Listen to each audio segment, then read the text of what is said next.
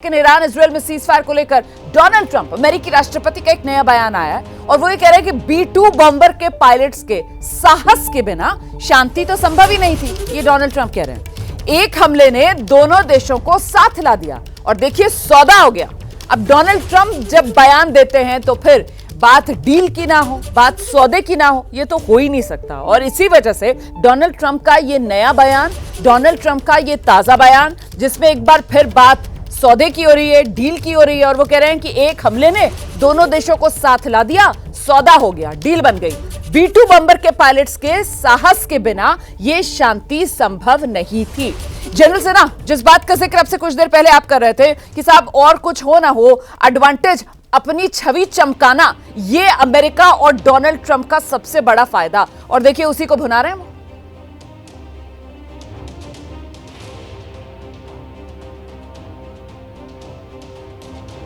General सेना, मुझे लगता है उनसे हमारा संपर्क नहीं हो पा रहा है, कुछ कनेक्शन में प्रॉब्लम आ गई है।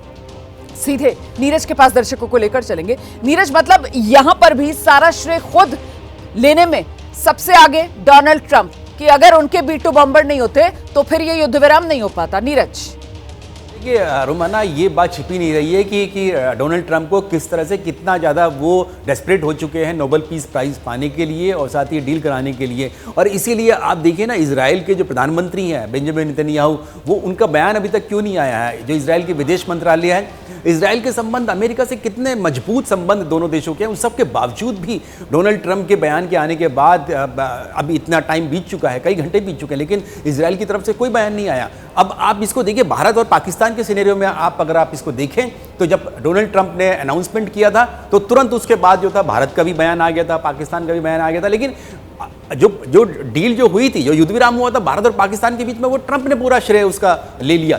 अब पिछले जब से ऑपरेशन सिंदूर खत्म हुआ तब से कम 1 दर्जन से ज़्यादा बार वो इस बात को बोल चुके हैं, जबकि भारत बार बार कह रहा है कि नहीं, उनका कोई रोल नहीं था। इसीलिए जो इजराइल के जो प्रधानमंत्री बेंजामिन नेतन्याहू हैं, वो फूक फूक कर कदम रख रहे हैं। वो देखना चाह रहे हैं कि वाकई में क्या डोनाल्ड ट्रंप भी बहुत सीरियस हैं उनको लेकर, क्योंकि उन्होंने खुद ही इजराइल के लिए बोल दिया था कि इजराइल सक्षम ही नहीं है ईरान के परमाणु जो कार्यक्रम को तबाह करने के लिए, खत्म करने के लिए, और उसके लिए अमेरिका को कूदना पड़ेगा। तो कहीं ना कहीं उन्होंने इजराइल को और बेंजामिन नेतन्याहू को भी एक ऐसी कंडीशन में लाकर खड़ा कर दिया था, ऐसी सिचुएशन में लाकर खड़ा कर दिया जहां पर एम्बैरेसमेंट, क्योंकि इजराइल की जो फोर्सेज हैं, इजराइल जो ऐसे strong country, military powerful country है, उन सबको आप ये कह देते हैं कि आप ईरान से सक्षम नहीं है उनसे लड़ने के लिए। उनके जो आपने बमबारी की है, आपने उनके परमाणु ठिकानों पर किया, उनका कोई असर ही नहीं हुआ। इसीलिए हम B-2 बम्बर लेकर आए और B-2 बम्बर से हमने जो वहां पर अटैक किया और उसके बाद वो दिखा रहे हैं। और अब जो ये बयान आया है, साफ तौर से दिखाता है कि अब अमेरिका ये कहेगा दुनिया से कि अगर आपको 90 मीटर नीचे जाकर बंकर को बस करना है तो आप ये GBU बम ले लीजिए, हमसे ले लीजिए। हमारे पास ये बम है जो 90 मीटर जाके अंदर जाके 30,000 पाउंड एक्सप्लोजिव है इसके अंदर। अगर आपको दुश्मन को ठिकाने लगाना है तो हम देने के लिए तैयार हैं दुनिया को। लेकिन ये तो शायद अमेरिका किसी के साथ साझा करना नहीं चाहता। बिल्कुल करेगा, ये डील करेगा, जरूर करेगा। उसकी इकोनॉमी, मिलिट्री इकोनॉमी पर डिपेंडेंट है यूएस। ठीक है, आइए जनरल सेना, एक और सौदा, एक और डील करने का मौका अमेरिका को मिल गया है। एकदम मैं आप मेरी आवाज सुनाई पड़ रही है आपको? जी सर। हाँ, मैं ये कह रहा हूँ कि मिस्टर ट्रंप का पर्सनालिटी आप समझिए।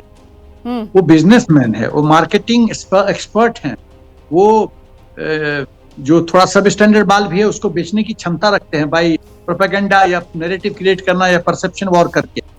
तो अभी वो कोशिश करेंगे, जैसा मैंने कहा, क्रेडिट लेने का, तो अपनी छवि जो डाउन हुई थी उसमें इजाफा करने का, अपना नोबेल पीस प्राइज का उसमें गेमिंग शुरू करने का, उसके बाद जब एफिकेसी इनका सर, वो तो जस्टिफाई कर दिया ना सर। देखिए, अभी कल तक जो दुनिया बात कर रही थी कि कहा तो ये डोनाल्ड ट्रंप साहब तो हैं जनरल सेना, वो नोबेल पीस प्राइज लेने की दौड़ में हैं, और कहा ये B-2 बम्बर का इस्तेमाल कर रहे हैं, ईरान के न्यूक्लियर प्लांट्स पर ये बम बरसा रहे हैं। तो अब उन्होंने उसको भी जस्टिफाई कर दिया कि साहब अगर मैं ये B-2 बम्बर नहीं मारता तो फिर ये युद्ध विराम हो ही नहीं पाता, शांति संभव ही नहीं थी। तो वो सबसे बड़े विश्व के अंदर शांति दूत बनकर उभर रहे हैं सर, बम मारने के बाद भी डोनाल्ड ट्रंप।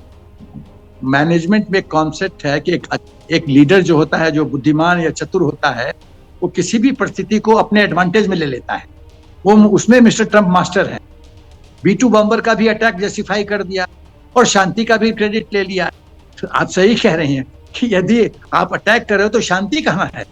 लेकिन कुछ हद तक मैं मिस्टर ट्रम्प से एग्री करता हूं, शांति के लिए युद्ध करना पड़ता है, बिना युद्ध के शांति होती नहीं है। क्योंकि जब युद्ध करोगे, अगला दो अपोनेंट के बीच में एक अपोनेंट का पलड़ा जो डाउन होगा, नीचे होगा, तभी तो वो नेगोशिएटिंग टेबल पे आएगा, तभी तो आपकी बात मानेगा। ईरान कहाँ बात मान रहा था? ईरान तो कह रहा था नहीं, हम अपना, आज तक नहीं वो एग्री किया कि हम अपना न्यूक्लियर एफर्ट बंद करेंगे। अमेरिका ने कितनी बार कोशिश की और इसीलिए अमेरिका ने सैंक्शन भी लगाया ईरान पे।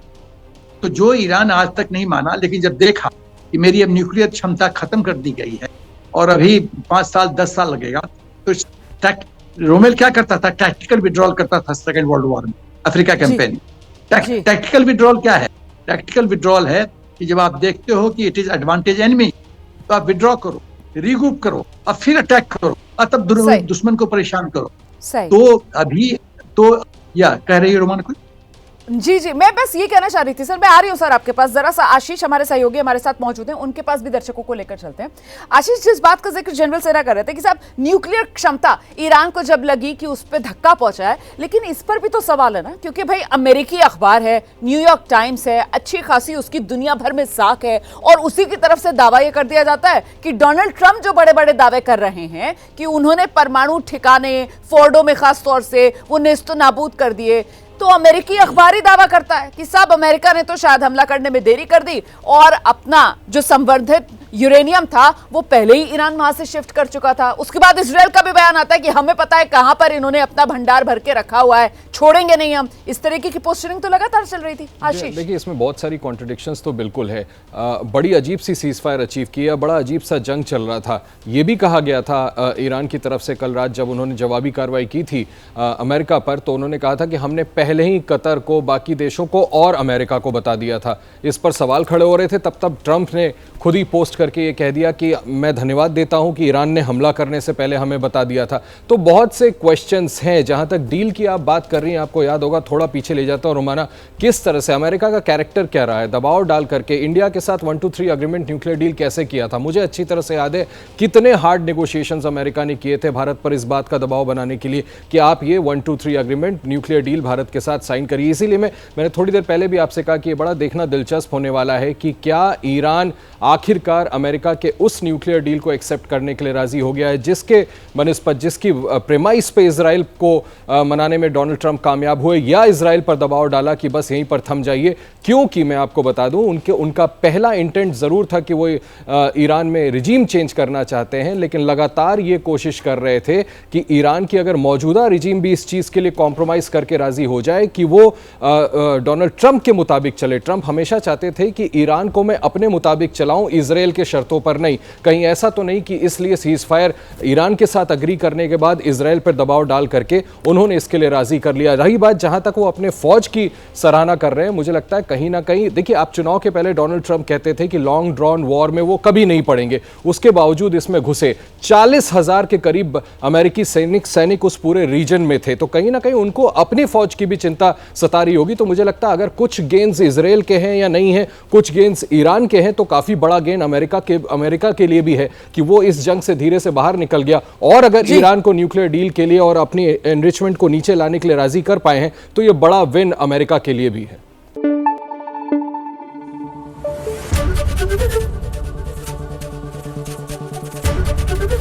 एबीपी न्यूज आपको रखे आगे।